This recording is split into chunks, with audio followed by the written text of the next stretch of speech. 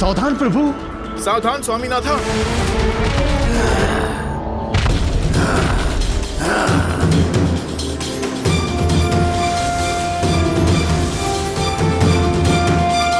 अब मेरा मन नियंत्रण में नहीं, विवश हो गई हूँ मैं। किंतु ये उसका समय नहीं है। आप जन्मों से मेरे हृदय में बसे हैं। मुझे पूर्ण विश्वास है, किंतु अपनी भावनाओं को नियंत्रण में रखना भी तो आना चाहिए।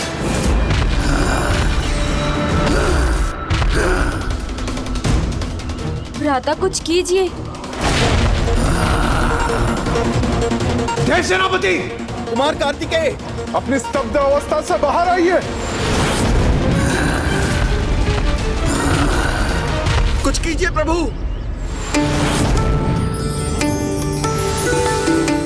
आप अपने हृदय पर नियंत्रण रख सकते हैं प्रभु, किंतु अब आप मेरे सामने हैं तो मैं अपनी निष्ठा, अपने स्नेह को आप पर कैसे न उड़ेलूं।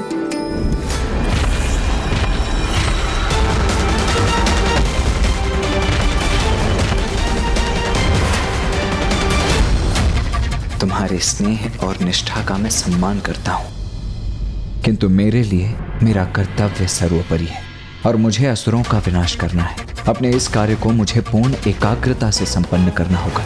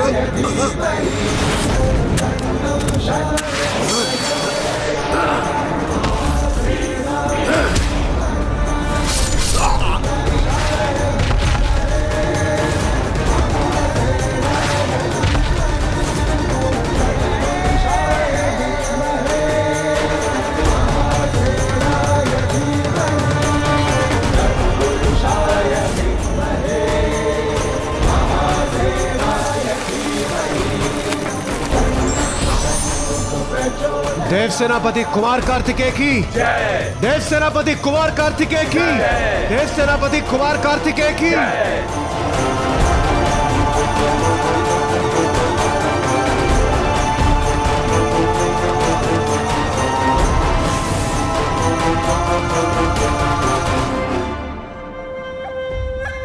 शक्तबाहु जैसा योद्धा इस बालक के सामने दुर्बल पड़ गया।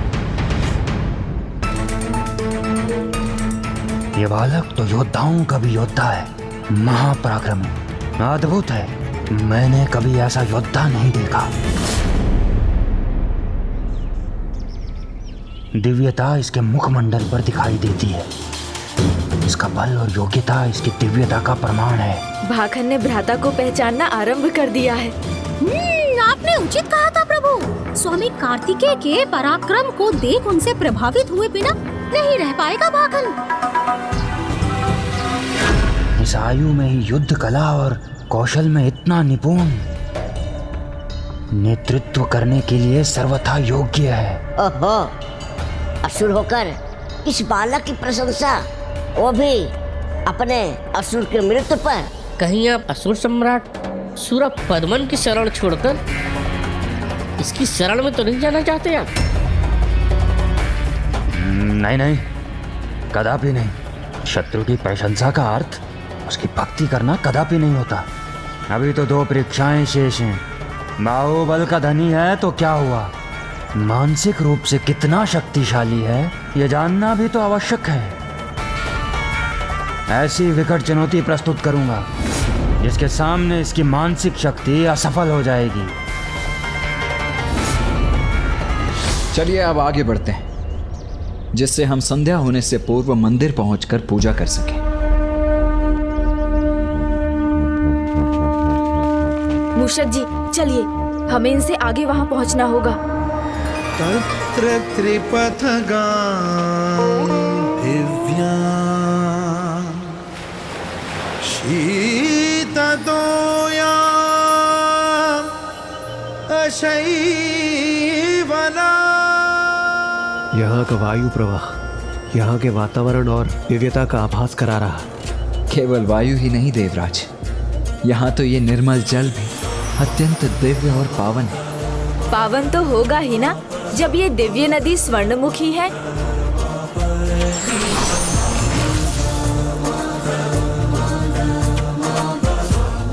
भ्राता, प्रभु के दर्शन के पहले दिव्य नदी स्वर्णमुखी की पावन जलधारा में स्नान कर लीजिए। इस जल को स्वयं ऋषि अगस्त्य यहाँ लाए थे। ऋषि अगस्त्य यहाँ लाए थे अर्थात? एक बार ऋषिवर के मार्ग में ये स्थान पड़ा तो उन्हें यहाँ दिव्यता का, स्वयं शिव का आभास हुआ। तो उनकी इच्छा हुई कि वो प्रभु महादेव का अभिषेक करें, किंतु यहाँ सूखा था और जल का कोई स्रोत ना था। प्रभु, जल के बिना आपका जलाभिषेक कैसे करूं?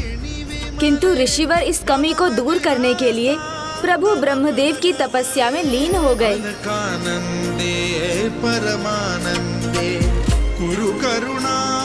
और अंततः प्रभु ने स्वयं आकर उन्हें दर्शन दिए। हे महर्षि, आपके मन में समाई प्रभु भक्ति और पूजा की लालसा देखकर मैं अत्यंत प्रसन्न हुआ। प्रणाम प्रभु ब्रह्मदेव। मुझे ज्ञात है कि आपकी क्या इच्छा है। आप निश्चिंत रहिए, महादेव का कोई भी भक्त अब उनकी पूजा से यहाँ वंचित नहीं होगा। ये मेरा वरदान है। तत्काल ब्रह्मदेव ने माता गंगा का आवाहन किया और वो अगस्त्य पर्वत पर प्रकट हुई।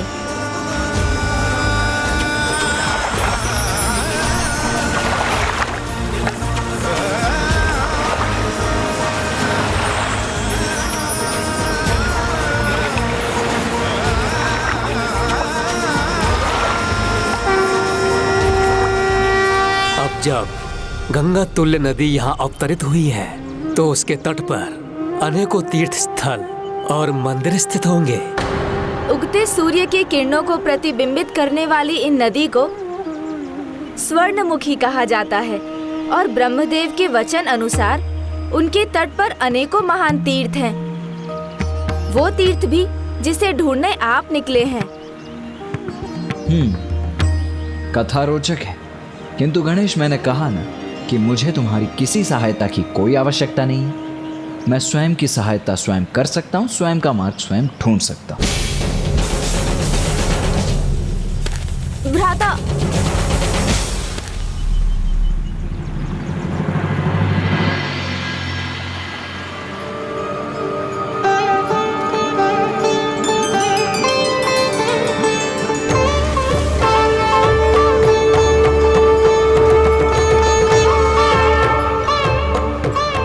मुझे तो यहाँ कोई शिवधाम अथवा मंदिर दिखाई नहीं दे रहा है। किंतु मंदिर की घंटियों का स्वर तो इसी दिशा से सुनाई दिया था। यदि मंदिर यहाँ नहीं है तो फिर कहाँ है? जब मुझे मंदिर के घंटों की ध्वनि सुनाई दी थी तो मुझे मंदिर की झलक भी दिखाई दी थी।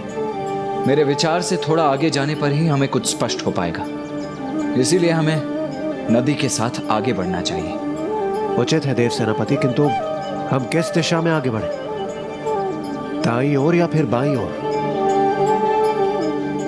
भ्राता दुविधा में है तो मुझे उनकी सहायता करनी चाहिए। मैं जानता हूँ गणेश, तुम मेरी सहायता के लिए तत्पर, किंतु मैं ये कार्य स्वयं करना चाहता हूँ।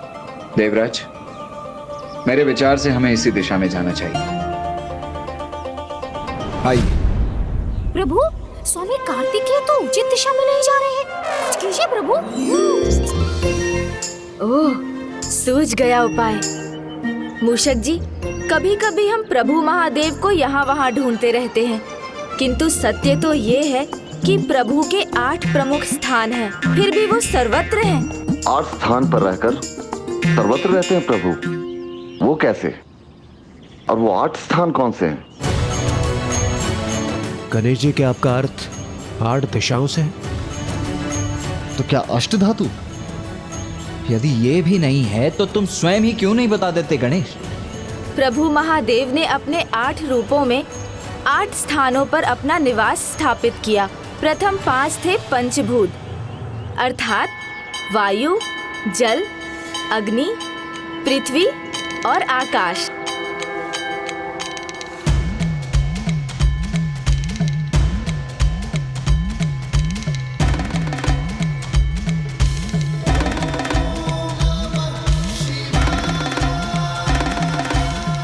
प्रभु ने जिन अन्य रूपों का चुनाव किया वो थे सूर्य और चंद्र।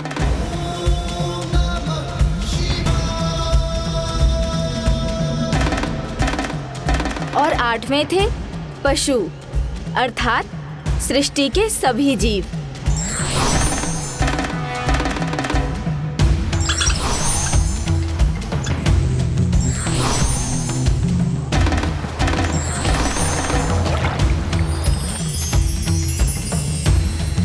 और ये 8 तत्व तो सृष्टि में सर्वत्र व्याप्त हैं, इसलिए इनका चुनाव कर प्रभु पशुपतिनाथ ने इन 8 रूपों में सृष्टि के कण कण में वास करने का निर्णय लिया।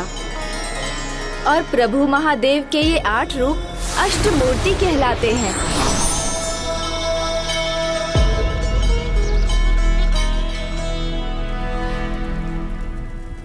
इन अष्ट रूपों में से प्रभु महादेव ने इस नदी के तट पर वायु रूप में प्रकट होने का निर्णय लिया। ये बताने के लिए बहुत बहुत धन्यवाद गणेश, किंतु अब हम स्वयं ही वहां पहुंच जाएंगे।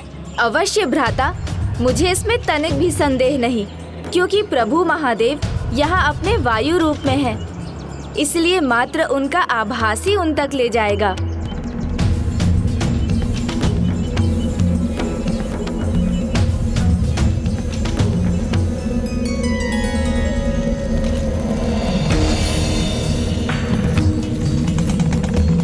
वायु तो चारों ओर से आ रही है, किंतु ये पत्र वायु प्रवाह की विपरीत दिशा में बह रहे हैं।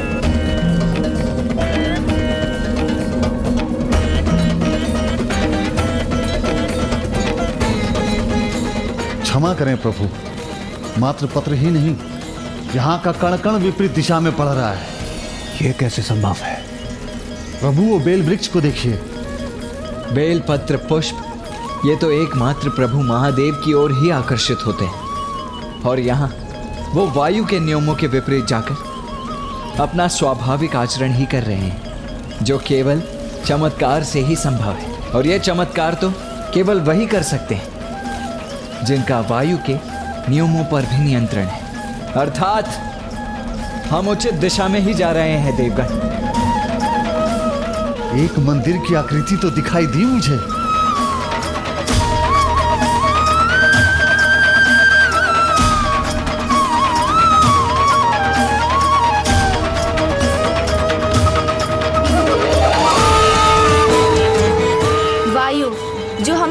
दिखा रही है दिव्य है, क्योंकि प्रभु ने स्वयं वायुदेव की तपस्या के परिणाम स्वरूप अपना वायु रूप धारण किया था। ओम नमः शिवाय। ओम नमः शिवाय। वो अपने तप में इतने लीन हो गए, उनका तप इतना शक्तिशाली और प्रचंड हो गया कि संपूर्ण सृष्टि पर उसका प्रभाव पड़ने लगा और चारों दिशाओं में एक बवंडर की स्थिति उत्पन्न हो गई।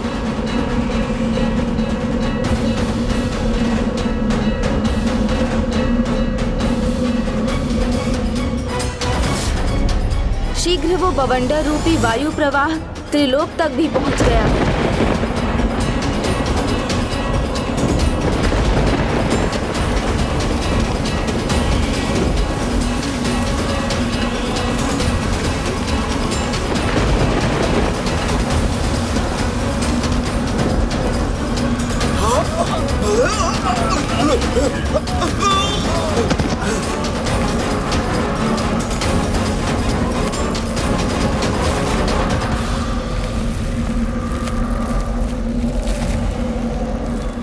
कैलाश में इस प्रकार के बवंडर का भला क्या अर्थ है?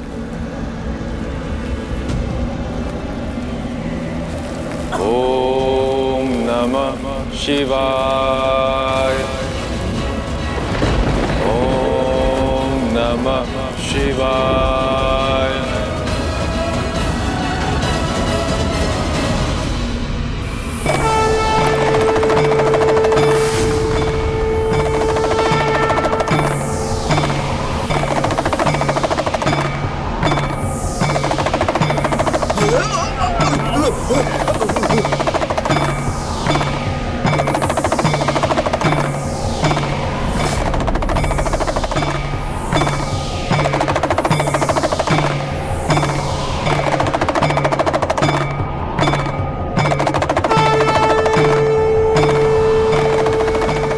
प्रभु महादेव, ये आप ही की कृपा है जिससे बवंडर नियंत्रित हुआ है।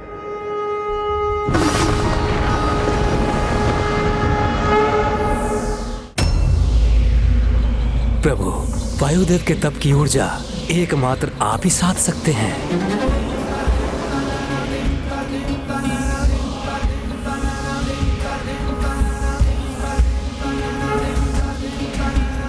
कृपा कीजिए प्रभु। प्रभु महादेव ने उस संपूर्ण वायु तत्व को अपने भीतर समाहित कर नियंत्रित कर लिया और वायु से उत्पन्न उस बवंडर को साध कर प्रभु ने स्वयं को भी परिवर्तित कर लिया और वायु मूर्ति रूप में वायुदेव को दर्शन दिए।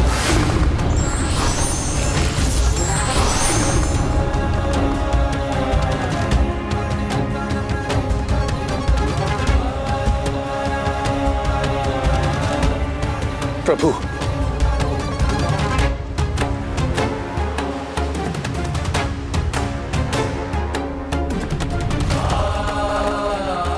प्रणाम प्रभु। मैं कृतार्थ हुआ आपके दर्शन पाकर। वायुदेव, पूर्ण हुई आपकी तपस्या। आपकी तप की ऊर्जा का अनुभव केवल मैंने ही नहीं किया, अपितु समस्त सृष्टि ने उस ऊर्जा का अनुभव किया है। इसलिए मैं प्रसन्न होकर आपको ये वरदान देता हूँ, वायु सृष्टि में जीवन का आधार बनने के साथ साथ संसार में हर स्थान पर व्याप्त रहेगी। प्रभु, आपका वायु मूर्ति रूप में दर्शन देना मेरे लिए किसी बड़े वरदान से कम नहीं है। मेरे तप का इससे बढ़कर और कोई उद्देश्य नहीं था। उद्देश्य और कारण दोनों समाहित हैं आपके तप में।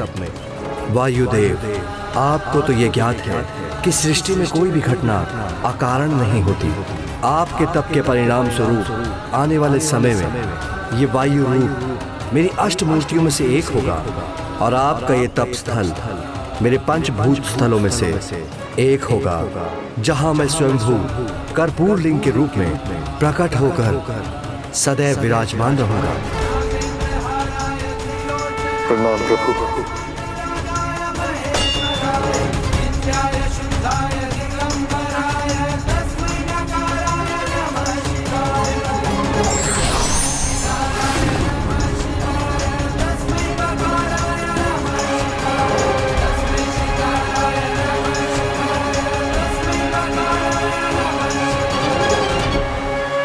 उस दिन से प्रभु महादेव अपने वायुभूत लिंगम रूप में यहाँ पूजे जाते हैं।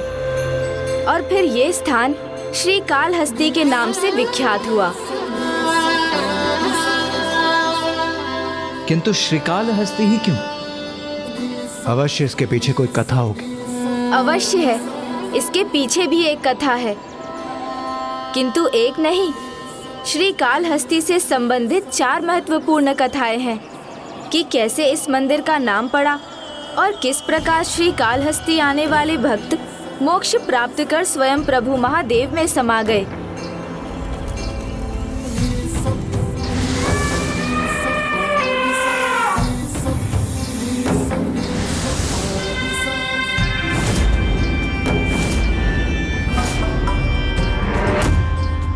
तो वो कथाएं सुनाइए ना प्रभु।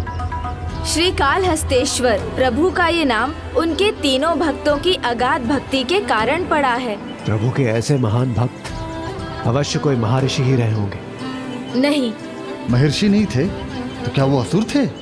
वो मंदिर वन के मध्य में है, तो संभवतः वो तीनों भील या आखेटक होंगे।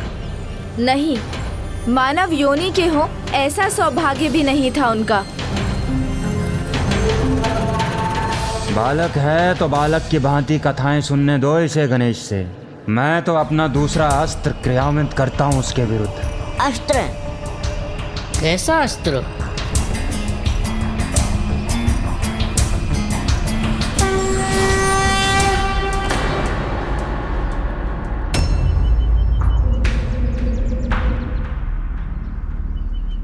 विष्णु जो असुरों का परम शत्रु है, उसका ये परम भक्त यहाँ क्या करने आया है?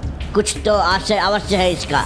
सोचना है इसके पास या कोई योजना, इसे ज्ञात करना होगा। ज्ञात तो मैं कर ही लूंगा, क्योंकि किसी के मन को पढ़ना मुझे भली भांति आता है।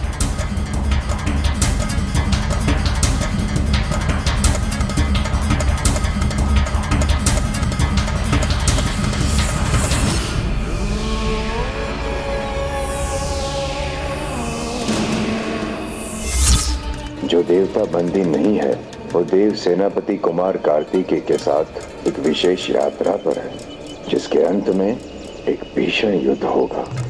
इसीलिए प्रथम पंचभूत शिवलिंग की यात्रा संपन्न होने तक मुझे विश्व शांति के लिए यज्ञ करना होगा। क्या प्रश्न पूछा था तुमने कि क्या होगा मेरा अगला अस्त्र? तो सुनो, इस देव ऋषि का यज्ञ ही होगा वो अस्त्र। यज्ञ? अस्त्र? ऋषि? कुछ समझ में नहीं आया। यदि मनुष्य भी नहीं थे वो तीनों शिव भक्त, तो और कौन थे?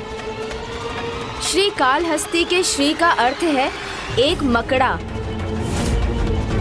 हाँ, कितना भी अविश्वसनीय क्यों ना हो, किंतु उनका प्रथम भक्त एक मकड़ा ही था।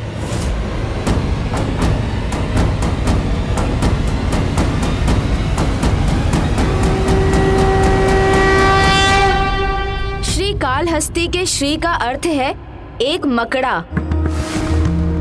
हाँ, कितना भी अविश्वसनीय क्यों ना हो, किंतु उनका प्रथम भक्त एक मकड़ा ही था।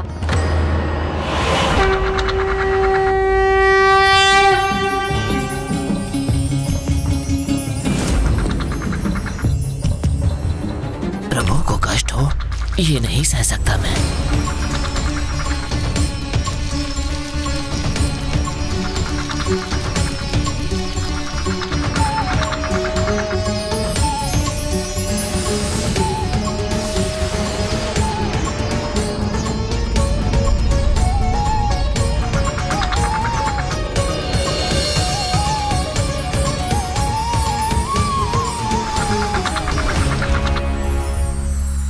और जाल बुनूंगा, किंतु सूर्य की इन किरणों को प्रभु के शिवलिंग तक नहीं पहुंचने दूंगा। किंतु उस मकड़े का ये दृढ़ता भरा निर्णय था और विश्वास भी था कि प्रभु के शिवलिंग सदैव सूर्य की किरणों से सुरक्षित रहेंगे।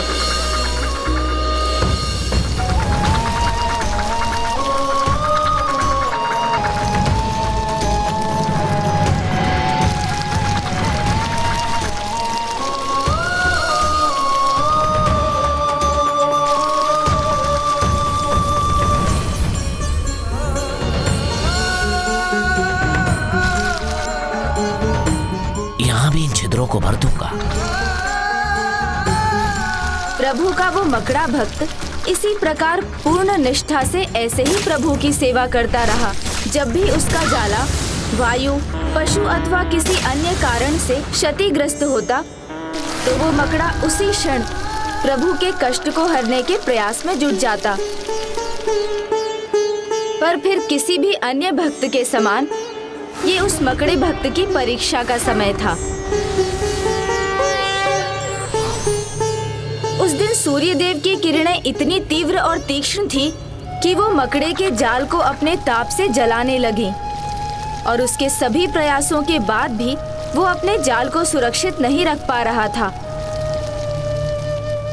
तो क्या उस भक्त ने असफलता स्वीकार कर ली? नहीं वीर बाहू जी, किसी भी सच्चे भक्त के समान उसने अपने प्राणों को दांव पर लगा दिया, किंतु अपनी भक्ति पर आंच नहीं आने दी। वो अग्नि बुझाने जाले के उस भाग पर पहुंच गया जहां अग्नि का प्रभाव था और अग्नि को शांत करने के प्रयास में वो स्वयं आहत होने लगा, किंतु रुका नहीं।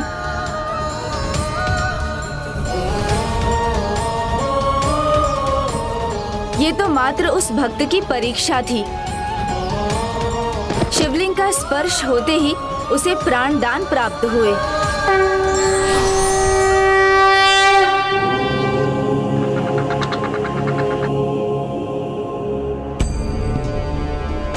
ऐसी अटूट भक्ति है तुम्हारी वत्स कि तुमने वो कार्य किया है जो प्रभु अपने भक्तों के लिए करते हैं। अपने प्रभु को ही अपनी छत्र छाया से ढक दिया तुमने, तपती धूप में छाया प्रदान की। तुम्हारी ये महान भक्ति सृष्टि के अंत तक स्मरण की जाएगी, सृष्टि के अंत तक स्मरण की जाएगी। प्रभु महादेव उससे इतने प्रभावित थे कि उन्होंने उस मकड़े भक्त से पुनः वरदान मांगने को कहा। एक छोटे से कीट को भला क्या वरदान चाहिए होगा? प्रभु की भक्ति भक्तों में भेद नहीं करती, फिर चाहे वो कोई मनुष्य हो या छोटा सा कीट, उसकी भक्ति ही उसे सच्चा भक्त बनाती है। ये तो उस मकड़े भक्त ने प्रमाणित कर ही दिया था। इसीलिए मुझे पूर्ण विश्वास है कि उसने मांगा भी वही होगा जो एक सच्चा भक्त मांगता। क्यों गणेश? हाँ भ्राता, भक्त मकड़े ने सयुज्य मुक्ति का वरदान मांगा। वत्स, मैं तुम्हें सयुज्य मुक्ति का वरदान देता हूँ। इतना ही नहीं, मैं तुम्हें ये भी आशीष देता हूँ कि यहाँ जो भी सच्ची निष्ठा से भक्ति करेगा, वो मनुष्य हो अथवा कोई जीव, चींटी हो या विशालकाय गज, उसे मुक्ति प्राप्त होगी और मेरे साथ सदैव तुम्हारी पूजा होगी।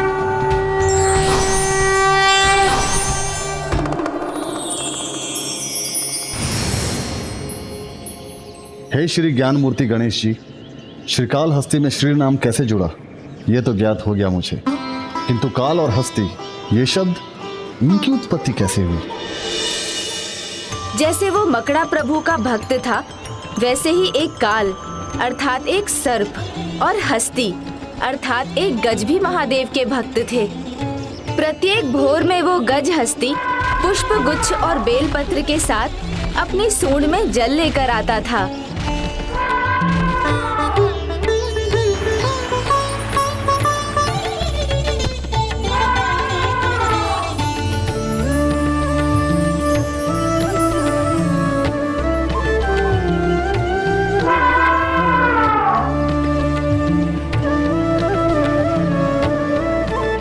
और फिर संध्या में काल नामक सर्प भी आया।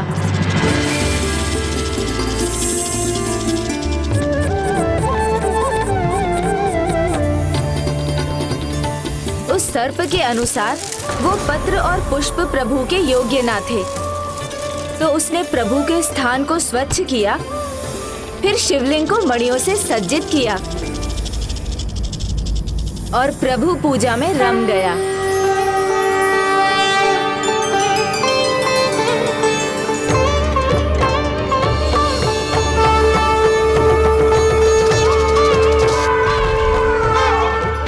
जिस प्रकार काल को हस्ती गज की पूजा पद्धति नहीं भाती थी, उसी प्रकार गज हस्ती को काल की पूजा से कोई लगाव ना था।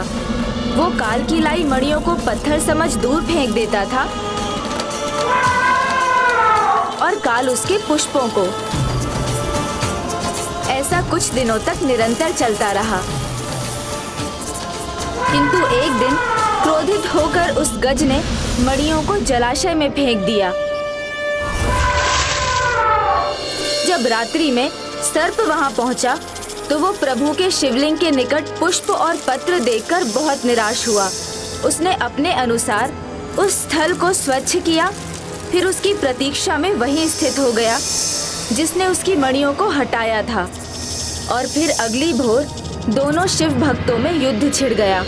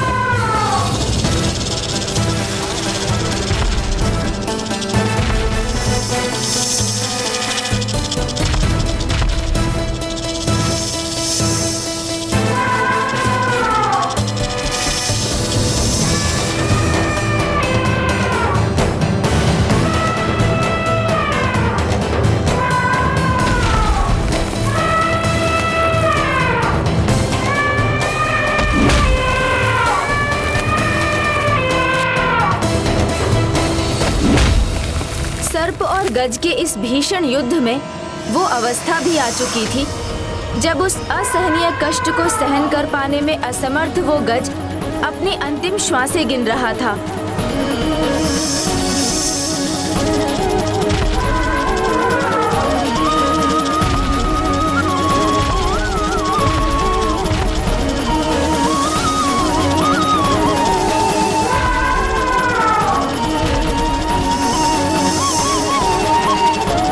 फिर एक पुष्प उठाकर शिवलिंग के निकट पहुंच गया और सर्प भी मणि उठाकर प्रभु के निकट।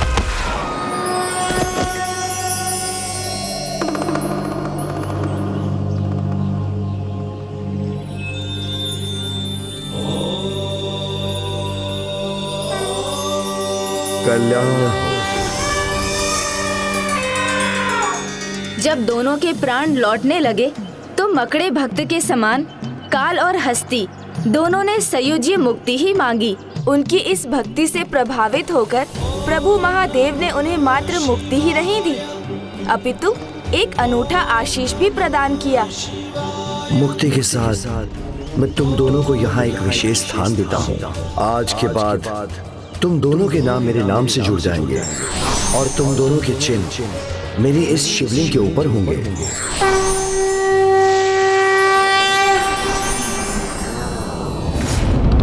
इसीलिए उन तीनों भक्तों के सम्मान में प्रभु के इस मंदिर का नाम पड़ा श्रीकालहस्ती। श्रीकालहस्ती,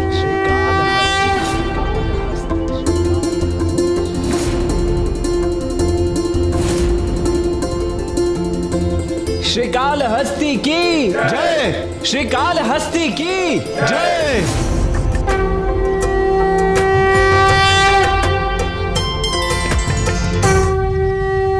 तुमसे प्रभु श्रीकालहस्ती की ये कथा जानकर मन बड़ा आनंदित हुआ गणेश, किंतु अब हमें संध्या आरती के लिए मंदिर की ओर बढ़ना चाहिए। नहीं नहीं भ्राता, मैंने अभी तक आपको वो मुख्य कथा तो सुनाई ही नहीं है जिसका संबंध पाशुपतास्त्र से है, जिससे आप सुरापद्मन का वध कर सकेंगे।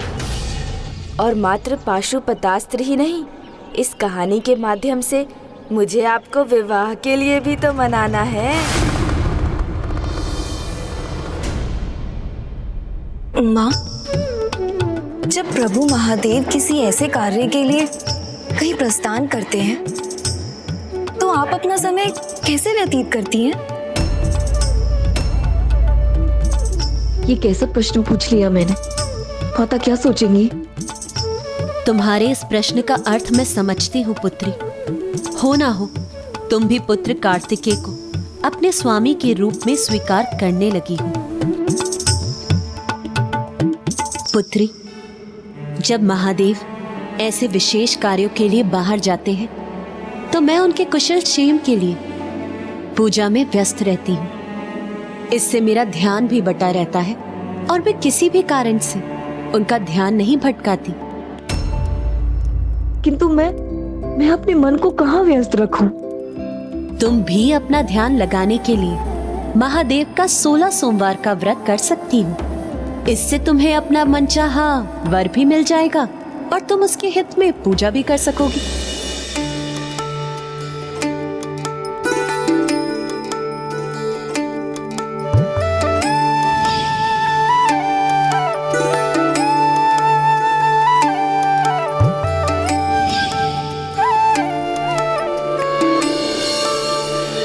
संध्या वंदन में तो अभी बहुत समय शेष है भ्राता। आप कहे तो मैं पाशुपतास्त्र की कथा भी सुना दूं? हाँ गणेश, सुनाओ। पाशुपतास्त्र महाभारत के लिए अत्यंत आवश्यक था। इसलिए महादेव के महाभक्त अर्जुन, जो महाधनुर्धारी थे, उन्होंने यहाँ अपनी तपस्या आरंभ की। किंतु बाद में उनकी तपस्या के कारण पिताश्री महादेव और उनके बीच युद्ध छिड़ गया।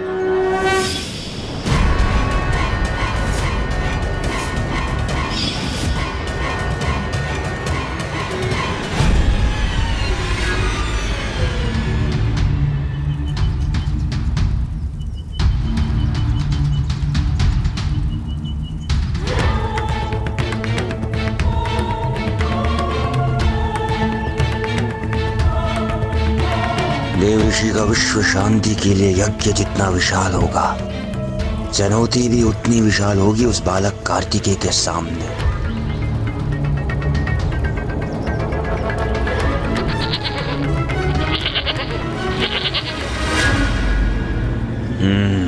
यह जब वो कार्य करेगा जो मेरा शक्तिशाली असुर शक्ति बाहु नहीं कर सका।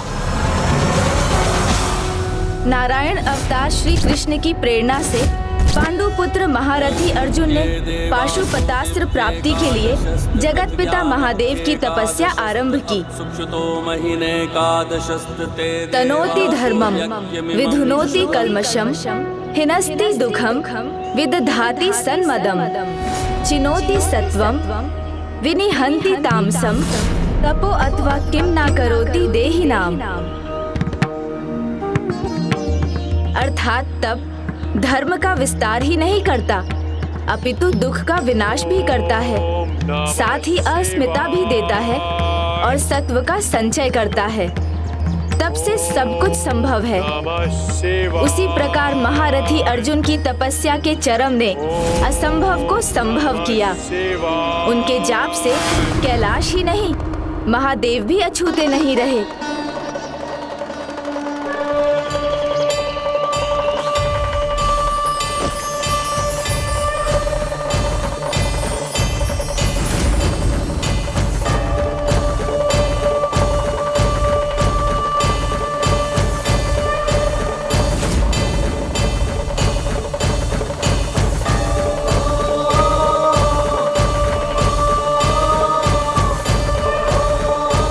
क्या हुआ प्रिय?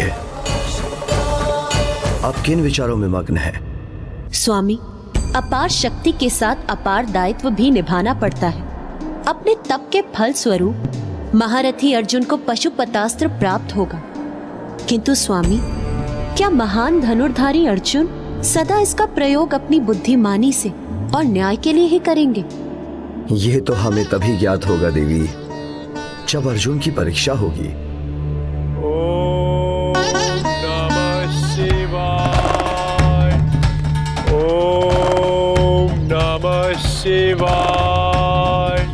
इसी मध्य दुष्ट दुर्योधन ने वाराह मुकासुर को अर्जुन के तप को भंग करने के लिए भेजा। ये कोई साधारण वारा तो नहीं है प्रभु।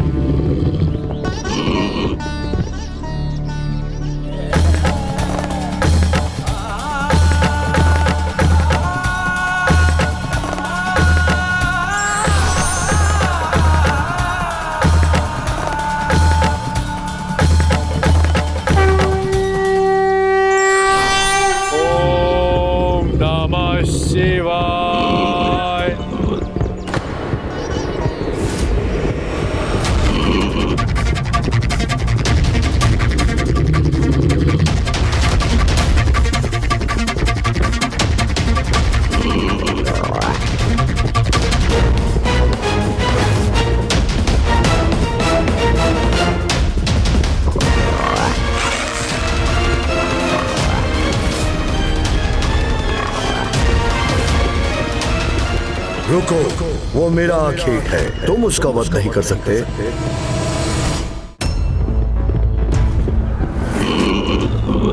योद्धा का अस्त्र एक बार उठ गया तो बिना वार के नहीं झुक सकता, और मैं अपना धनुष कदापि नहीं झुकाऊंगा। वास्तविक योद्धा और आखेटक बातों में अपना समय नष्ट नहीं करते। अपना लक्ष्य साधो और संभव है तो मुझसे पहले उसका वध करो।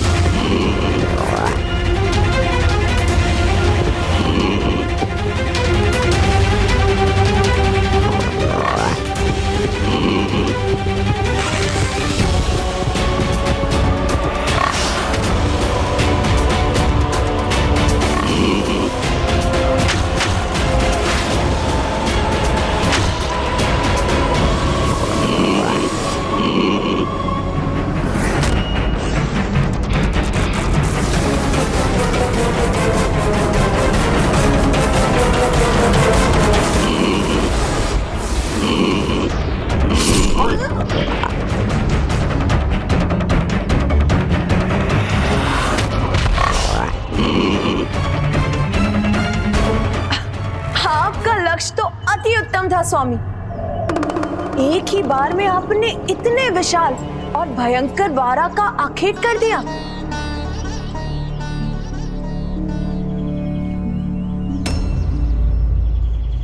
देवी, आपसे भूल हो रही है।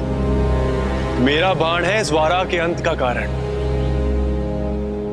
आप एक कुशल योद्धा अवश्य है, किंतु प्रहार तो मेरे बाण ने भी किया है इस पर, इसलिए मुझे विश्वास है इसे आहत भी मैंने ही किया है। आपको विश्वास है, और मैं अपने बाण के वार को लेकर पूर्ण रूप से आश्वस्त हूं। जब दोनों बाणों ने एक ही समय पर इस पर आघात किया है, तब तो ये मृतवारा ही बता सकता है कि इसके प्राण पखेरु किसके आघात से निकले हैं। जो आखेट करते हैं उन्हें भली भांति ज्ञात होता है कि आखेट होने वाला जीव उनके ही बाण से मृत्यु को प्राप्त हुआ है, किंतु तुम तो ठहरे एक तपस्वी। तुम्हें भला कौन श्रेष्ठ धनुर्धारी मानेगा, और कौन स्वीकार करेगा कि तुम्हारा बाण ही सफल हुआ है? उचित कहा तुमने। बिना प्रमाण के कौन स्वीकार करेगा? इसीलिए मैं तुम्हें चुनौती देता हूं। आओ, युद्ध करो मुझसे और प्रमाणित करो कि तुम्हारा कौशल और तुम्हारे बाणों की शक्ति मुझसे श्रेष्ठ है, और जो भी इस युद्ध में विजय प्राप्त करेगा, आखेट भी उसी का प्रमाणित होगा। उचित है।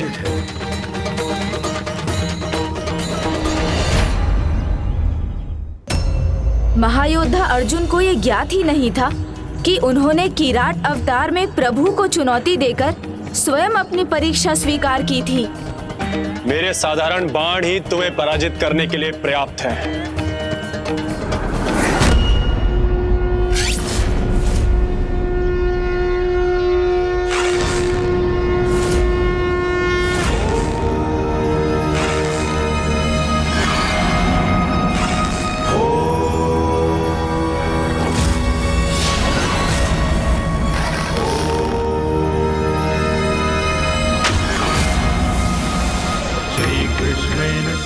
साधारण बाण का सामना मैं भी साधारण बाण से ही करूंगा।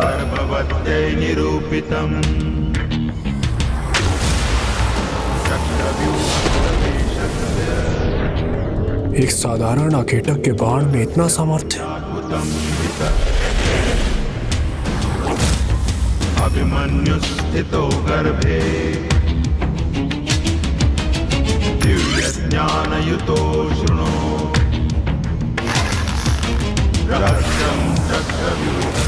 मेरे धातु बाण को इसका बाण नहीं रोक सकेगा। संपूर्णम न सत्यात्मा।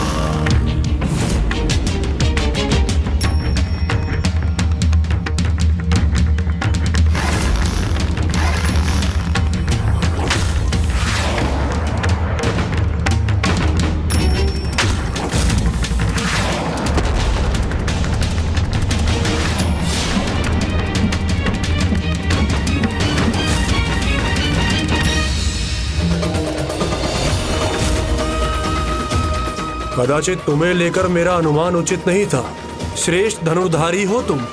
तो लो, अब मेरे परम शक्तिशाली बाणों का सामना करो। मैं प्रस्तुत हूं। उचित है। वायु अस्त्र।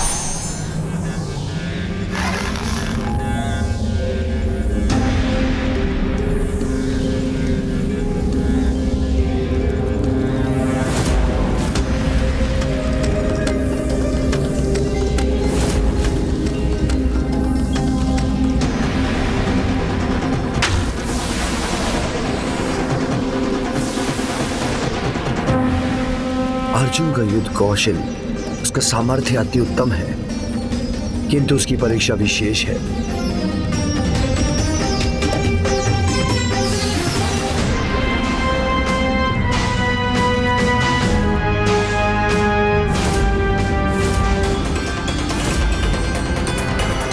में ऐसा घमासान युद्ध छिड़ गया जो आगे जाकर श्री कालहस्ती की मुख्य कथा का आधार बना।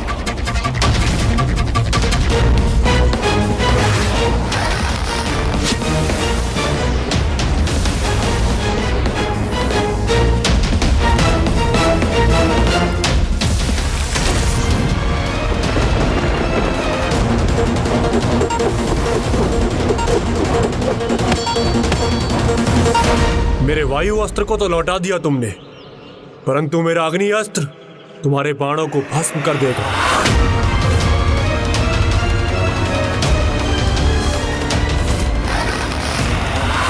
अग्नि अस्त्र।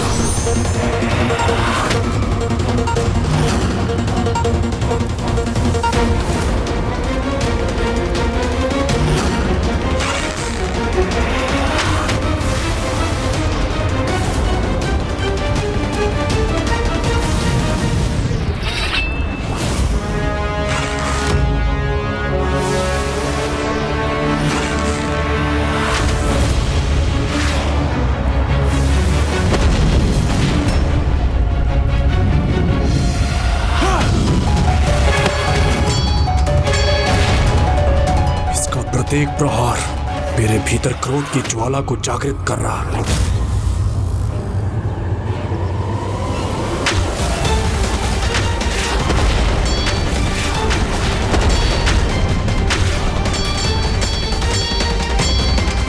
मेरे सारे बाण समाप्त हो गए। आश्चर्य है, मेरे शक्तिशाली दिव्य बाणों का सामना करना किसी भी साधारण अखेटक के लिए संभव नहीं। कौन है ये योद्धा?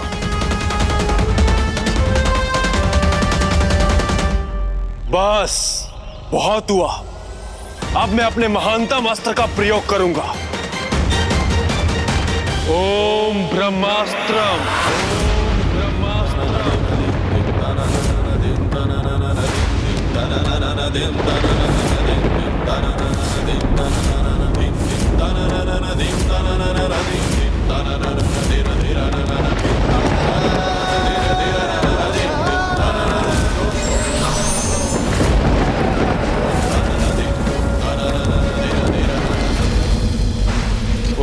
ब्रह्मदेवाय नमः। हे ब्रह्मदेव, ब्रह्मास्त्र को जागृत कीजिए। अर्जुन को भले ही ज्ञात न हो, किंतु मैं उसके द्वारा ब्रह्मास्त्र का प्रयोग महादेव पर कदापि नहीं होने दूंगा। महादेव पर कदापि नहीं होने दूंगा।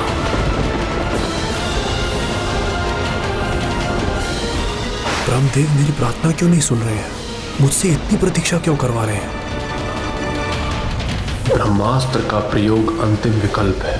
ब्रह्मदेव ब्रह्मास्त्र को क्रियान्वित ना भी करें तो भी मैं अपनी समस्त तपोशक्ति का प्रयोग कर इसे क्रियान्वित करूंगा।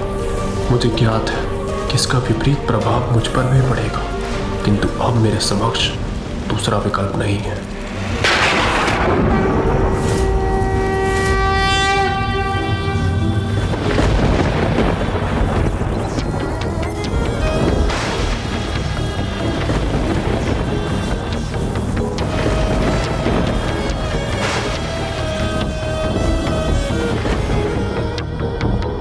अर्जुन के इस निर्णय का अर्थ यह है कि मैं भी उसे ब्रह्मास्त्र के प्रयोग से नहीं रोक सकूंगा।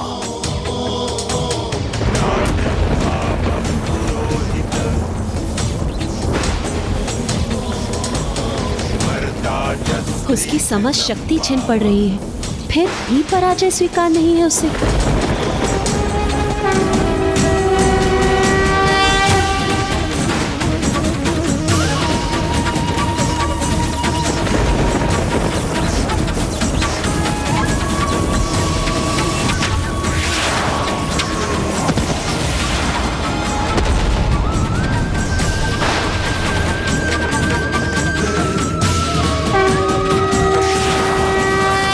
स्वामी अब ब्रह्मदेव के सम्मान में ब्रह्मास्त्र को नष्ट नहीं करेंगे, फिर उस महाअस्त्र का सामना भला कैसे होगा स्वामी?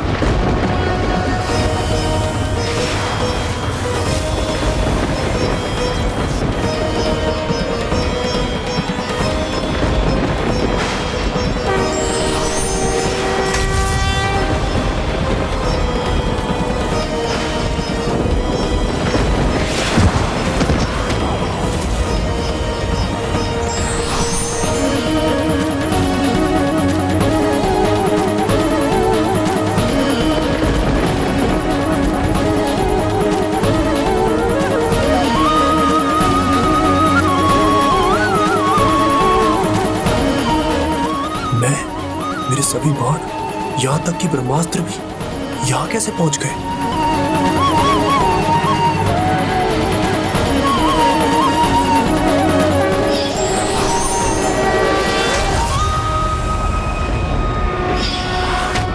कौन था वो किरात?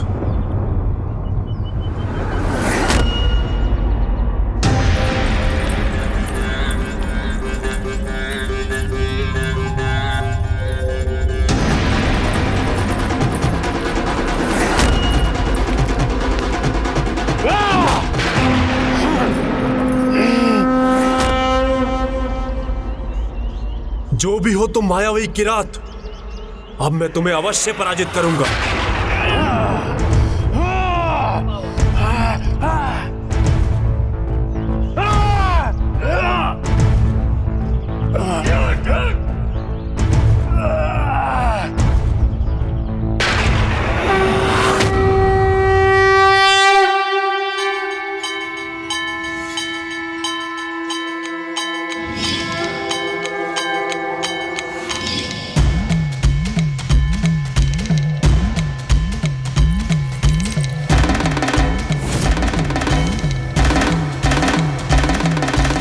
महादेव, प्रभु,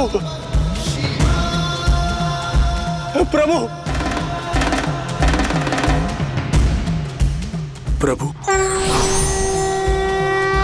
महादेव, महादेव,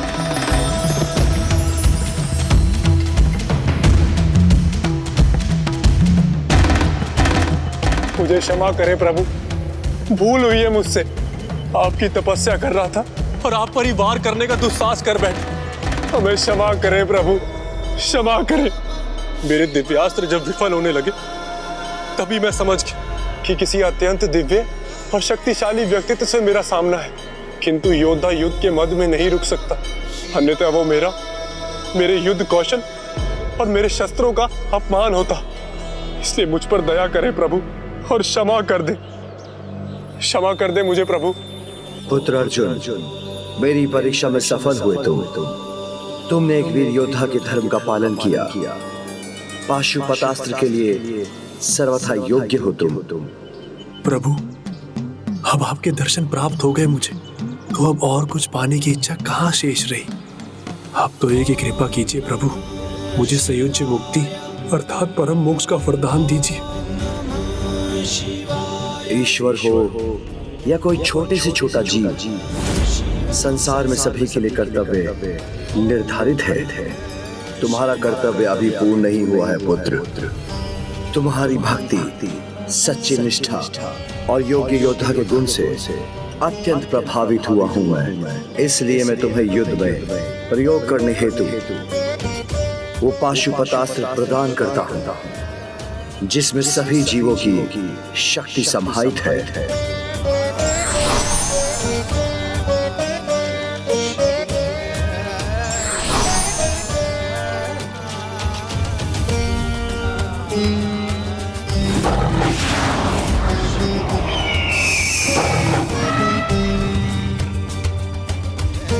कुंती पुत्र, एकमात्र तुम ही से थामने, इसका वार करने और लौटाने में समर्थ हो। त्रिलोक में कोई भी ऐसा नहीं जो इसका सामना कर सके। इसलिए इसका प्रहार शक्तिशाली शत्रुओं पर ही होना चाहिए। उनसे कम किसी योद्धा पर इसका प्रयोग सृष्टि के अंत का कारण भी बन सकता है। जय शिव शंकर जय गंगाधर, जय शिव शंकर जय गंगाधर, करुणा कर करतार हरे, करुणा कर करतार हरे, जय शिव शंकर जय गंगाधर, जय शिव शंकर जय गंगाधर, करुणा कर करतार हरे, करुणा कर करतार हरे। जब इस जन्म में अपने कर्तव्य पूर्ण करने पर तुम उसके फल स्वरूप अगला जन्म पाओगे, तब उस जन्म में तुम्हें मोक्ष की प्राप्ति होगी। ईश्वर हो या कोई छोटे से छोटा जीव, संसार में सभी के लिए कर्तव्य निर्धारित है। मुझे सफलतापूर्वक इस यात्रा को संपन्न कर पशुपतास्त्र प्राप्त करना होगा, तभी मेरे जीवन का उद्देश्य पूर्ण होगा। मुझे विश्वास हो गया है कि मेरे जीवन का उद्देश्य आपसे जुड़ा है और मैं आपके कर्तव्य में आपकी सहायक बनूं। तो मैं आपके कर्तव्य के मध्य बाधा कैसे उत्पन्न कर सकती हूँ? इसलिए अब मैं आपके विचारों में डूबी नहीं रहूंगी। अभी तो मैं माँ के बताए 16 सोमवार व्रत में व्यस्त रहूंगी। आपका आशीर्वाद होगा तो मुझे अपने व्रत में सफलता प्राप्त होगी, इसलिए मुझे आपका आशीष दीजिए।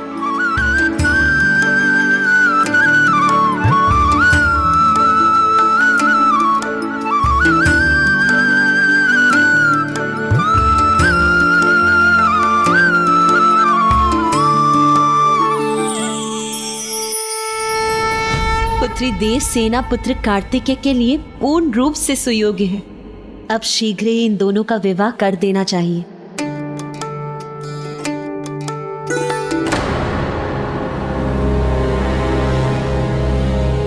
तो भ्राता, इस प्रकार वीर अर्जुन को पाशुपतास्त्र प्राप्त हुआ। इसलिए प्रभु महादेव के किराट अवतार को प्रभु पशुपतेश्वर भी कहा जाता है। और उन्होंने अर्जुन को मात्र वो महाअस्त्र ही प्रदान नहीं किया, अपितु उन्हें भावी जन्म में मोक्ष का वचन भी दिया। तो फिर क्या अर्जुन का पुनर्जन्म हुआ प्रभु गणेश जी? हाँ हुआ, और इस जन्म में भी सयुज्य मुक्ति पाने के लिए उन्हें बहुत कठिन परीक्षा का सामना करना पड़ा, क्योंकि इस जन्म में उन्हें किसी भी ईश्वर में कोई आस्था नहीं थी। और उनके पुनर्जन्म की कथा भी अत्यंत रोचक है। इस कथा की शुरुआत एक कबीले से होती है, जिसके राजा व्याधराज नागा को कोई संतान ना थी।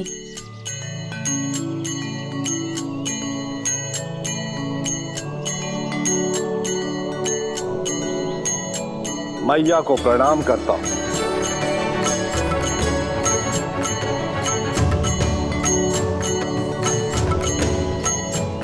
आज के दिन का आखेट स्वीकार करें माँ। और एक कृपा और करे माँ, मुझे उत्तराधिकारी दे।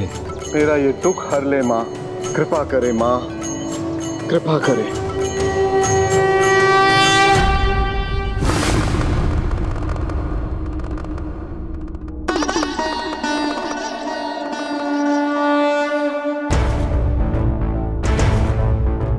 जगत पिता की लीला अपरंपार है।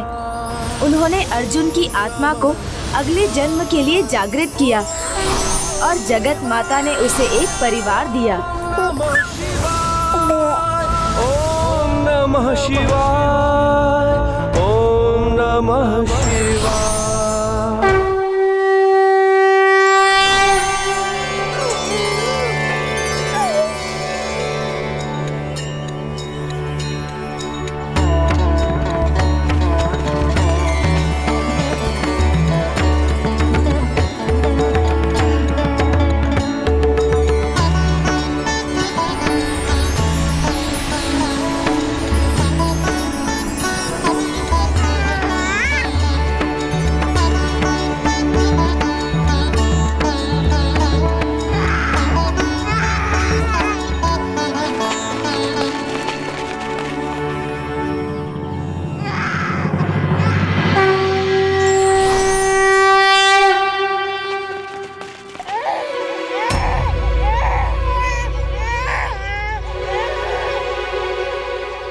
व्याधराज नागा को माँ की कृपा से उत्तराधिकारी प्राप्त हुआ।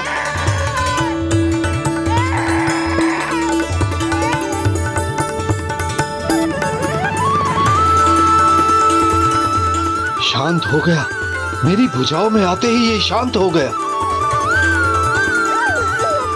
ये माँ की कृपा है, ये मेरा ही पुत्र है, ये मेरा ही पुत्र है, हाँ ये मेरा ही पुत्र है।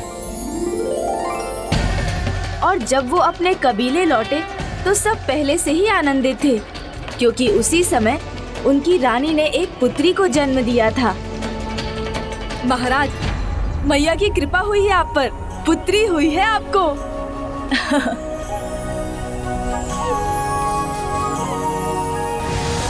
मैया की कृपा की वर्षा हुई है मुझ पर, उत्तराधिकारी भी मिला और पुत्री भी। नाचो। माता की कृपा में अब उन्हें पूर्ण विश्वास था और राजा अति आनंदित थे। वो अपनी पुत्री लीला और उस बालक थिन्ना की, जो उन्हें वन में प्राप्त हुआ था, दोनों का लालन पोषण बहुत स्नेह से करने लगे और उनकी इच्छा थी कि उचित आयु पर वो उन दोनों का विवाह करवा दें। थिन्ना, आ जाओ आ जाओ आ जाओ आ जाओ आ जाओ। तुम व्याघ्र हो और ये तुम्हारा अस्त्र है। अब इसे तुम्हें चलाना सीखना है और सामने देखकर निशाना साधना है। हाँ हाँ समझ गया, आखेट करना तो तुम्हारा भी धर्म है। चलो अच्छा है, तुम्हारे होने वाले पति के साथ में तुम भी धनुष विद्या सीख लोगी। जाओ ले आओ वो धनुष, लो और साधो निशाना आप। चलो।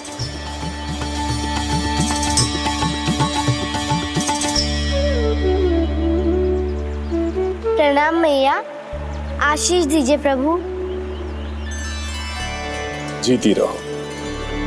थिन्ना, तुम्हें प्रभु और मैया से आशीर्वाद नहीं लेना? मिट्टी की मूर्ति के सामने क्या झुकना, इनसे क्या मिलेगा? थिन्ना, मेरे राजा, मेरे मुखिया का आशीष समझे, इतना ही अधिक है मेरे लिए।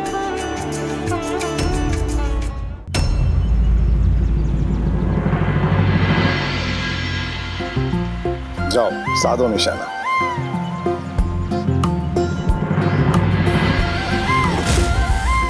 अच्छा है, बहुत अच्छा है। धनुष बाण चलाना तो जैसे तुम जन्म से ही जानते हो।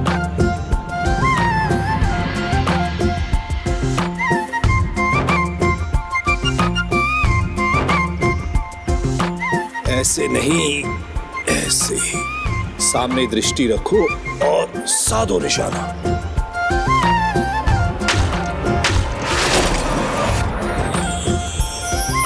नीला, और अभ्यास करो, नहीं तो चूक जाओगी। आगे हाथ से निकल जाएगा और तुम भूखी रह जाओगी। जब तुम हो तो मैं भूखी क्यों रहूंगी भला? तुम आखेट करोगे और जो तुम लाओगे वो मैं खाकर प्रसन्न रहूंगी। फिर से लक्ष्य साधो और छोड़ दो बाण।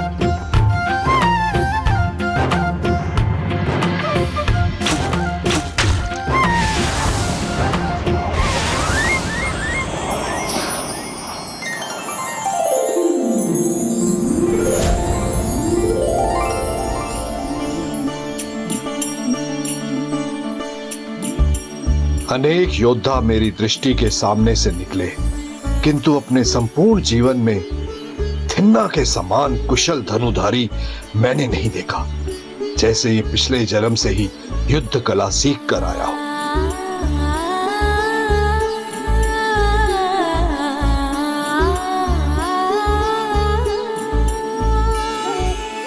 व्यर्थ में निर्जीव शिलाकृति के सामने झुकना छोड़ दो, कदाचित तुम्हारा भी लक्ष्य सुधर जाए। जिन्हें तुम मात्र निर्जीव शिला आकृति कहते हो, वो मेरे भगवान हैं। मुझे उनमें विश्वास है। और मुझे विश्वास है मेरी भुजाओं पर, मेरे अस्त्रों पर, और कदाचित इसीलिए मैं अधिक उत्तम धनुधारी।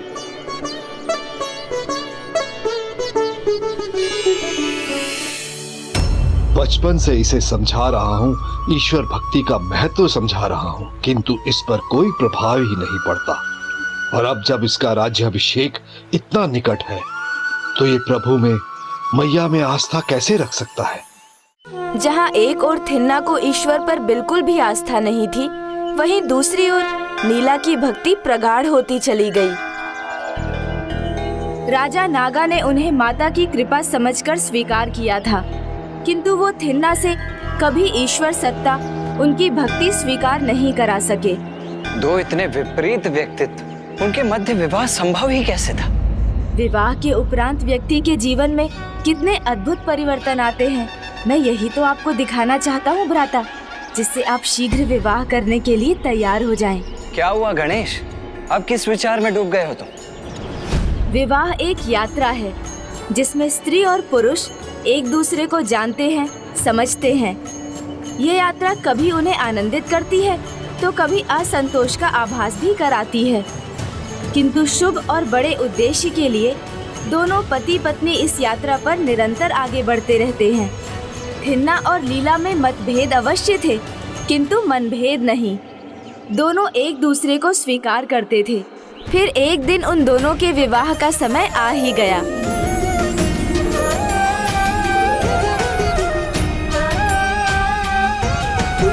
अभी भी समय है, तो मुझे अभी भी अस्वीकार कर सकते हो, क्योंकि विवाह के उपरांत भी मैं अपना पूजा पाठ कदापि नहीं छोड़ूंगी। यदि तुम्हारे ईश्वर हमारे संबंध के मध्य ना आए तो तुम्हें पाकर मुझे अति प्रसन्नता होगी।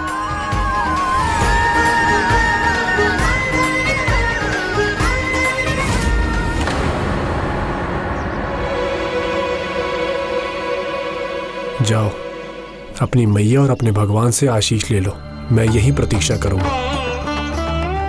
आज भी रुकोगे? आज मैं तुम्हें अपनी पुत्री ही नहीं सौंप रहा हूँ, अपितु व्याधराज भी बना रहा हूँ।